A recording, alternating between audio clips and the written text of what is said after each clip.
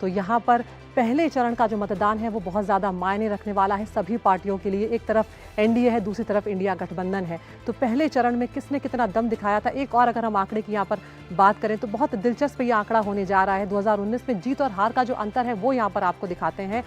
20% से कम मार्जिन पर, जहां पर आप देख सकते हैं 15 सीटें जो है वो बीजेपी ने हासिल की थी, 25 सीटें जो है वो 20% से ज़्यादा मार्जिन वाली है। कांग्रेस की बात करें 20% से कम मार्जिन पर 8 सीटें जीती थी, 20% से ज़्यादा में कांग्रेस ने 7 सीटें जीती थी। और अगर हम डीएमके की बात करें तो यहाँ पर दूसरी बड़ी पार्टी बनकर डीएमके उभरी है, 20% से कम मार्जिन वाली 9 सीटें जीती हैं और 20% से ज़्यादा मार्जिन वाली 15 सीटें यहाँ पर डीएमके ने जीती हैं। तो यहाँ पर डीएमके जो है दूसरी बड़ी पार्टी इस पूरे चुनाव में बनकर उभरी थी। और जिस तरह से अमिताभ जी आप कह भी रहे थे कि तमिलनाडु वो राज्य होने जा रहा है जिसमें अगर बीजेपी सेंधमारी करती है तभी शायद पहला चरण जो है उसमें एक मार्जिन जो है वो बीजेपी खींच पाएगी।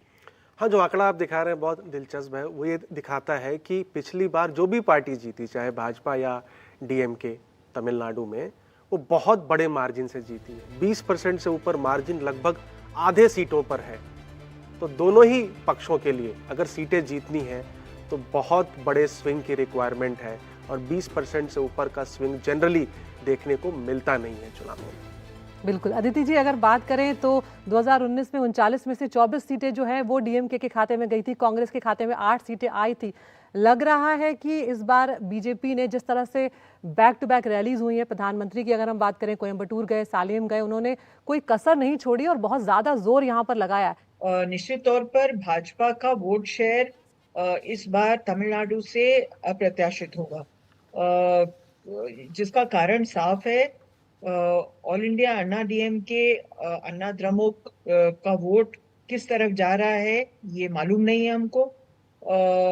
इसमें कोई शक नहीं है कि वहां पर वोट शेयर उस पार्टी का कम हुआ है और ये माना जाता है कि अन्ना द्रमुक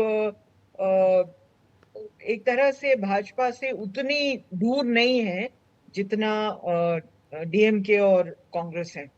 तो ये वोट अब शायद भाजपा को जा सकता है, ये देखना पड़ेगा। दोनों में पहले अलायंस था, अब वो अलायंस टूट चुका है और भाजपा को शायद ये मालूम है कि एडीएमके का वोट इधर उधर डोल रहा है और इसमें हम थोड़ा सा उसमें से निकाल सकते हैं।